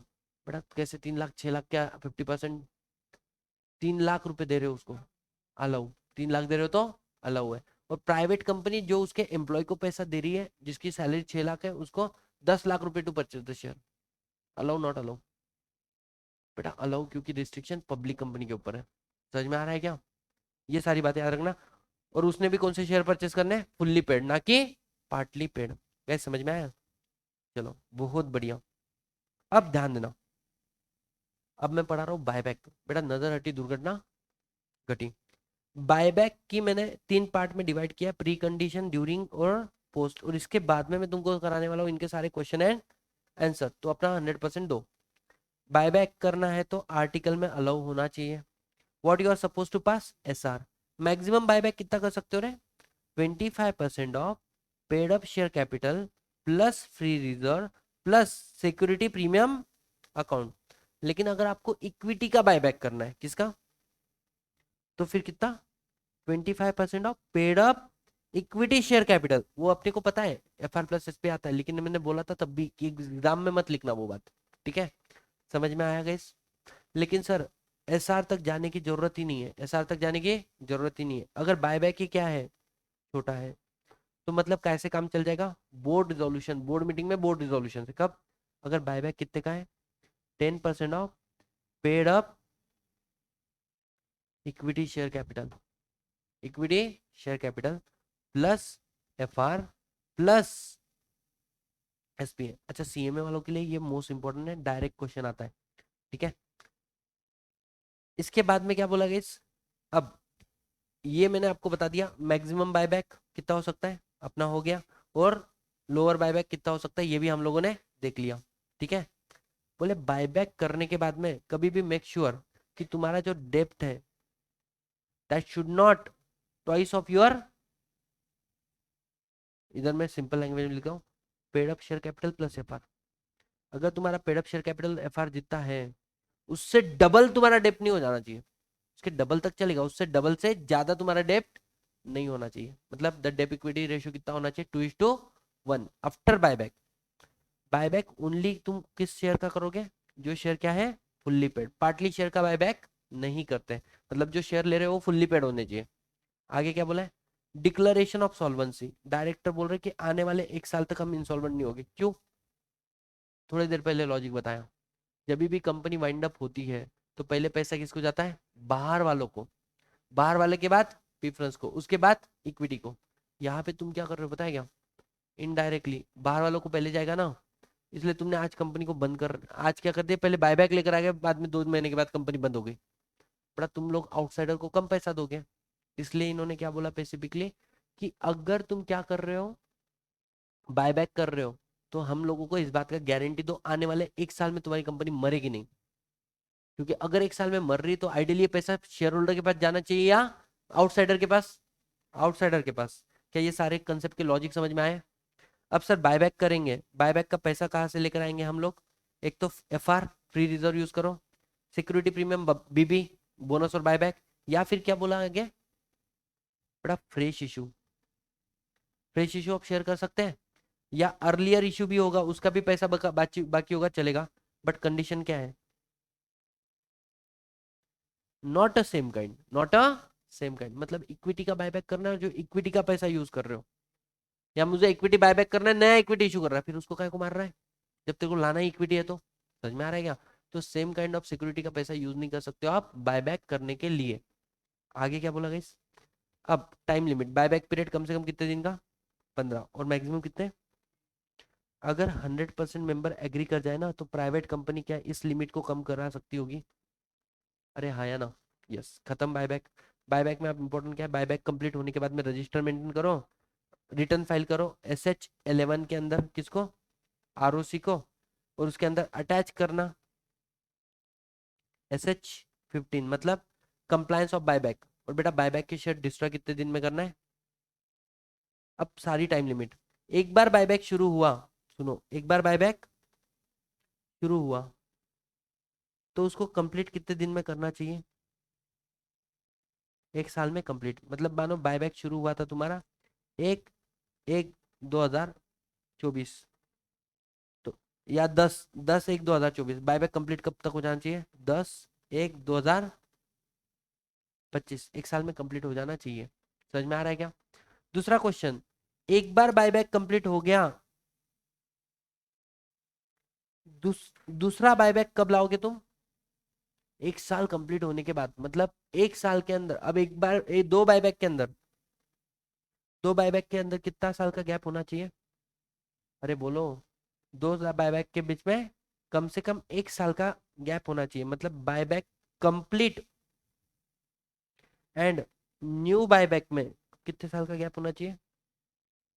1 साल का गैप होना चाहिए। कैसे, समझ में आया? और जैसे ही बायबैक कंप्लीट हुआ, इक्विटी कंप्लीट हुआ तुम्हारा, क्या तुम नए इक्विटी इशू कर सकते हो? बोले सुनो, 6 महीने के लिए कूलिंग पीरियड है। क्या है? कूलिंग पीरियड का मतलब क्या हो गया? अब आने वाले 6 महीने में नया बायबैक लेकर मत आ जाना। आने वाले 6 महीने में नहीं, नया बायबैक नहीं, नए शेयर इशू मत करना। बट इसके भी क्या हो गया, कुछ एक्सेप्शन। और एक्सेप्शन क्या है? मानो तुमको बोनस देना है, अलाउ है। तुमको कन्वर्जन ऑफ सिक्योरिटी, मतलब तुमने शेयर इशू किए थे, अब वो कन्वर्ट होने वाले, प्रेफरेंस शेयर कन्वर्ट होने वाले इक्विटी में, तो क्या देना पड़ेगा कि नहीं देना पड़ेगा? हाँ, मतलब कंपलसरी ऑब्लिगेशन है तो वो करो, अदरवाइज नए शेयर इशू खुद होके मत करो। बट आप पूरी टाइम लिमिट बताओ क्या बोला हुआ है? एक बार बायबैक शुरू होने के बाद में कंप्लीट कितने समय के अंदर हो जाना चाहिए? 1 साल। कंप्लीट होने के बाद में नया बायबैक कितने समय के बाद लाएंगे? 1 साल के बाद में। और एक बार बायबैक कंप्लीट हुआ तो नया शेयर कब तक इशू नहीं करेंगे? 6 महीने तक। क्या समझ में आ रहा है? और जब बायबैक कंप्लीट हुआ, बेटा वो शेयर को 7 दिन में क्या करते हैं? डिस्ट्रॉय, एक्सटिंग्विश करना पड़ेगा। क्या समझ में आया? We are done with the complete buyback topic. And the last point of this is what? See, क्या तुम्हारा कब कब बायबैक अलाउ नहीं है? अगर तुमने 3D और टर्म लोन का डिफॉल्ट किया है, सर 3D मतलब डिपॉजिट डिवेंचर डिविडेंड का डिफॉल्ट किया है, तो तुम लोग बायबैक नहीं कर सकते। 92 एनुअल रिटर्न का default, 123 declaration of dividend, 127 dividend नहीं पे किया तो उसके कॉन्सिक्वेंसेस है, और 129 फाइनेंशियल स्टेटमेंट। अगर तुमने इन चीजों का डिफॉल्ट किया, you can not come out with a buyback of shares. Anyone any single problem बताओ गाइस? नो? क्या मैं मान सकता हूँ we are done with the share capital chapter? हाँ, एक काम मेरे को कराना पड़ेगा तुमको, और क्या? डिबेंचर।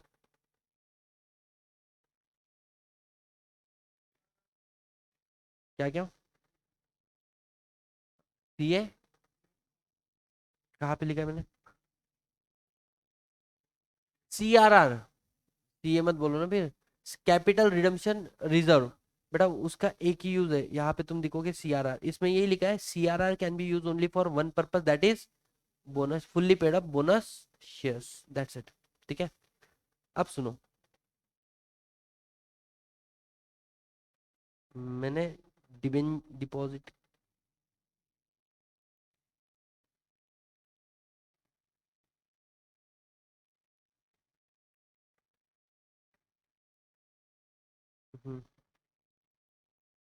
बड़ा सुनो, डिबेंचर अगले 10 मिनट में खत्म कर रहे हैं अपन, and we are done with the entire share capital, जो सबसे बड़ा चाहो टॉपिक था आपके सिलेबस का। ठीक है sir, type, it is a type of loan debenture.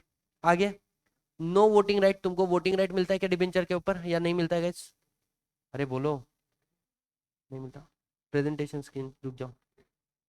हाँ, तुमको वोटिंग राइट मिलता नहीं मिलता? वोटिंग राइट सर नहीं मिलता। अच्छा, डिबेंचर ट्रांसफरेबल है या नहीं ट्रांसफरेबल है? ट्रांसफरेबल है। क्या इसके ऊपर इंटरेस्ट मिलता है, वो फिक्स रेट होता होगा, पहले से डिसाइडेड होता होगा? अरे हाँ या ना? आगे क्या बोला है गाइस, डिबेंचर को रिडम्पशन करना पड़ता होगा कि नहीं करना पड़ता होगा, हाँ। डिबेंचर का मैक्सिमम लाइफ कितना है गाइस, 10 साल। लेकिन इन्फा कंपनी के केस में 30 साल। समझ में आ रहा है क्या? और नेक्स्ट पॉइंट क्या है कि डिबेंचर सर्टिफिकेट कितने महीने में इशू होता है, 6 महीने के अंदर। ठीक है। टाइप्स ऑफ डिबेंचर क्या क्या, सिक्योर हो सकता है या फिर अनसिक्योर हो सकता है, कन्वर्टिबल या फिर नॉन कन्वर्टिबल, रिडीमेबल या फिर नॉन रिडीमेबल। लेकिन इंडिया में नॉन रिडीमेबल रहेगा नहीं रहेगा, नहीं रहेगा। सबसे इंपॉर्टेंट डिबेंचर ट्रस्टी। और आपके इसमें तो दो ही चीज है, डिबेंचर ट्रस्टी का क्वालिफिकेशन और उसके ड्यूटीज, इवन तक ये फाइनल में भी है। ठीक है। पहला बात, अपॉइंटमेंट ऑफ डिबेंचर ट्रस्टी क्या बोला है। देखो डिबेंचर ट्रस्टी अपॉइंट कब होता है, एक तो पब्लिक इशू कर रहे हो आप, 500 से ज्यादा मेंबर को आप क्या कर रहे हो, डिबेंचर इशू कर रहे हो, तो आपको क्या करना पड़ेगा, डिबेंचर ट्रस्टी अपॉइंट। बड़ा कब, बिफोर इशू। बिफोर इशू मतलब यहाँ पे देखो लिमिट बताया मैंने, सबसे पहले डिबेंचर ट्रस्टी अपॉइंट करो, फिर इशू करेंगे हम लोग लेटर ऑफ ऑफर, फिर हम लोग डिबेंचर को अलॉट करेंगे, और उसके बाद में डिबेंचर ट्रस्ट डीड एग्जीक्यूट करेंगे। क्या समझ में आया? तो यहाँ पे क्या बोला है, कब अपॉइंट करना है उसको, बिफोर इशू।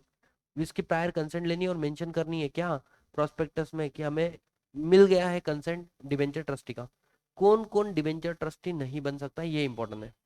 बोले पकोड़े can not be debenture trustee, पकोड़े मतलब promoter, KMP officer, director, employ of the company can not be a debenture trustee. सुनो इधर, दूसरा beneficial share holder. Beneficial share holder मतलब I am a share holder of the company, I have right to vote, I am a beneficial share holder, I can not be a, बेटा I can not be क्या, debenture. अगर मैं पीडीके का relative मतलब promoter director KMP का मैं relative हूं, तो आई can not be a debenture trustee. बड़ा मैंने कंपनी का पैसा लिया है, कंपनी होल्डिंग सब्सिडरी एसोसिएट या फिर को सब्सिडी होल्डिंग, मतलब होल्डिंग की दूसरी सब्सिडरी, अगर आप इनके इंडेप्टेड हो, इनसे आपने पैसा लिया है ना, तो आप उस कंपनी के क्या नहीं बन सकते, डिबेंचर ट्रस्टी। क्यों? कुछ भी गलत हुआ तुम आवाज बढ़ाओगे, आवाज बढ़ाओगे तो ला तेरे पैसे ला वापस, हमने दिए वाले, तो तुम लोग चुप बैठ जाओगे फिर, है ना, समझ में आ रहा है? तो ऐसा इंडेप्टेड वाला आदमी, डूबा कर्जे में डूबा वाला आदमी क्या नहीं बन सकता।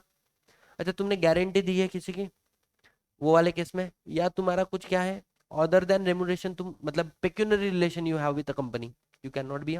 या फिर लास्ट में पेक्यूनरी रिलेशन भी कितना, तुम्हारी इनकम का 2% और 50 lakh which ever is lower, उससे ज्यादा अगर तुम्हारा पेक्यूनरी रिलेशन है, तो you can not be a debenture trustee. Sir debenture trustee को हटा सकते हैं क्या अपन लोग, बिल्कुल हटा सकते हो। 3/4 value of debenture holder how बोलने चाहिए। और डिबेंचर अगर खुद छोड़ के जाए तो सर बेटा देखो, हटाया तो बोर्ड ऑफ डायरेक्टर तू फील कर, अगर उसका रिजिग्नेशन है मतलब दाल में कुछ काला है, तो बोर्ड तू तो नया डिबेंचर ला, लेकिन इसके लिए consent majority of debenture holder की मिले कि ये लाया, ये सही लग रहा है क्या। देखो अब last point, sir debenture trustee का काम क्या है, प्रोटेक्ट करना डिबेंचर होल्डर को, उनके प्रॉब्लम को सॉल्व करना, जो भी debenture trust terms of issue थे वो डिबेंचर ट्रस्ट डीड में इनकॉर्पोरेट करना, देखना कि भाई डिबेंचर होल्डर के अगेंस्ट में कुछ नहीं हो रहा है, पर पीरियोडिकल रिटर्न मंगाना कंपनी की तरफ से, इंश्योर करना कि एसेट जो अपने को सिक्योर दिए वो सफिशिएंट है, उसका वैल्यू कम नहीं हो रहा है, ensure that company debenture trust deed का उल्लंघन नहीं कर रही है। तो ये सारी बातें क्या है, that you are suppose to keep in the mind. और अगर डिफॉल्ट हुआ तो आप किधर चल जाओ, एनसीएलटी, और एनसीएलटी ऑर्डर दे देगा, रीपेमेंट में डिफॉल्ट हुआ तो चलो इमीडिएटली पेमेंट करो। Can I say guys we are done with the debenture as well. Anyone any single problem till this point, जल्दी बताओ। ऑनलाइन वाले बच्चों समझ में आया, हाँ या ना, हाँ नहीं या, अरे बोलो, समझ में आया या नहीं आया।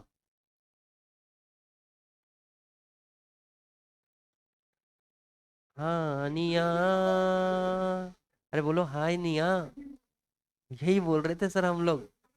हाँ नहीं या, बेटा ध्यान दो, इस देखो मैं बताता हूँ, ये तुम्हारा सीएमए के पेपर लिखने के लिए नहीं आने वाली है।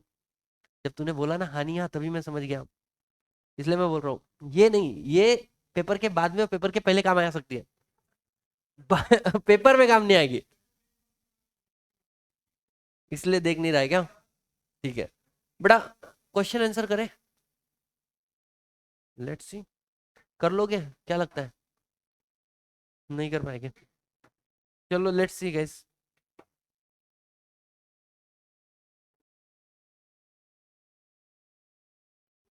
पढ़ो पहला केस स्टडी क्या है, क्या लिखा है, mister A having 500 equity share Open Sky Aircraft Limited, है ना. B acquire this share on from mister A but the signature of mister A transfer, उसने क्या किया, फोर्ज किया. बेटा फोर्ज सिग्नेचर की कोई वैल्यू होती है, नहीं होती है. द कंपनी ने रजिस्टर भी कर दिया शेयर किसके नाम में, बी के, इशूइंग न्यू शेयर सर्टिफिकेट. बेटा उसने उसमें से शेयर सेल कर दिया आगे किसको, सी को. और सी को सेल करने के बाद में कौन नींद में से उठा होगा, on the basis of the share certificate issue by Open B and C can not having knowledge of forgery. ठीक है. State the right of mister A. बेटा क्या हुआ देखो, मिस्टर ए के डुप्लीकेट सिग्नेचर करके बी ने शेयर सर्टिफिकेट किसको दे दिया, कंपनी को. बेटा कंपनी ने न्यू शेयर सर्टिफिकेट किसको दे दिया, बी को. और बी ने ये आगे शेयर किसको सेल कर दिए, सी को. और सी के नाम में शेयर सर्टिफिकेट चले गए. क्वेश्चन ये आया, बताओ ए का क्या अधिकार है, बी का क्या अधिकार है और सी का क्या अधिकार है. क्या मैं बोल सकता हूँ फॉर्जरी को कोई वैल्यू है, नहीं. Forgery equal to nullity. तो ओरिजिनली शेयर किसको मिलेगा, पूरा शेयर सर्टिफिकेट तो मिल जाएगा वापस किसको, ए को. अच्छा सर सी का क्या गलती था, कुछ भी गलती नहीं था. तो सी को क्या मिलेगा, बेटा सी के लिए कौन लायबल है, कंपनी या बी. गलत हो तुम, company will be liable, company का गलती है ये. सब चीजें कंफर्म करनी पड़ती है. अब कंपनी को कौन लायबल है, मतलब जो भी लॉस यहाँ पर भरपाई करके दिया किसने, कंपनी ने, किसको, सी को. वही लॉस कंपनी रिकवर करेगी किससे, समझ में आ रहा है. ऐसे भी क्वेश्चन बन गए ना जयराम जी की, है ना. आगे बढ़ो बच्चों. सर आप क्यों डरा रहे हो हमें, बेटा फैक्ट है, आ गए तो क्या ही करोगे. जो तुम्हारा एजीएम का क्वेश्चन है वो भी तो मेरे केस स्टडी की बुक में से आया, आज तक नहीं पूछा था, क्या करोगे. 500 देखो, 500 equity share were the acquire by mister Amit, the signature of Manoj forge है, वो same example. Again the Walnut Limited has authorised share capital of rupees 1 lakh, 100 shares and कितना पैसा है, and amount rupees 3 crore in the share premium account में पड़ा हुआ है उसके, है ना. बोर्ड ऑफ डायरेक्टर को अपनी एडवाइस चाहिए, बताओ एसपीए कहाँ पे यूज कर सकते हैं. बोलने का baby I need puppy, that's it. मतलब buyback, bonus, issue of share debenture का एक्सपेंस कमीशन डिस्काउंट, या प्रिलिमिनरी एक्सपेंस रिटर्न ऑफ, या फिर premium on redemption of preference shares. समझ में आ रहा है. आगे नेक्स्ट क्वेश्चन.